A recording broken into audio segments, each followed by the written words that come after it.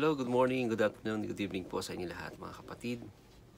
Ngayon po ang ating pag-aaralan ay hango po sa Book of Ephesians, chapter 6, verse 1 and 2. Ang sabi po rito, Children, obey your parents in the Lord, for this is right.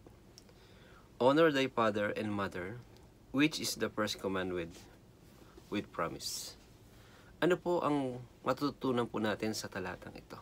Una po sa lahat, dito po ay isang paghahanda, mas especially po, bilang po sa atin bilang mga magulang, na dati rin po tayo mga naging anak. Ang pinapakita rito, sabi dito, diba? Children, obey your parents. Ito po yung panawagan ng isang nakakatanda o isang magulang sa kanyang mga anak na dapat nating ituro sa ating mga magulang, na ituro ng ating mga magulang sa ating mga anak na dapat na ang mga bata ay matutong sumunod sa kanilang mga magulang sapagkat balang araw sila rin ay magiging mga magulang. At kung dito pa lamang ay pinakikita na yung pagsunod, pagtitiwala, at andun yung kanilang lubusang pagsunod sa kanilang mga magulang.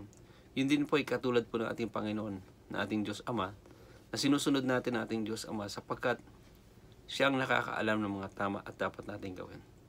Nawa po ang talatang ito ay maging silbing mensahe sa bawat isa po sa atin bilang mga nanonood at nakikinig. Naway mapagpala po tayo dito. Ito po. God bless. Parang kulang.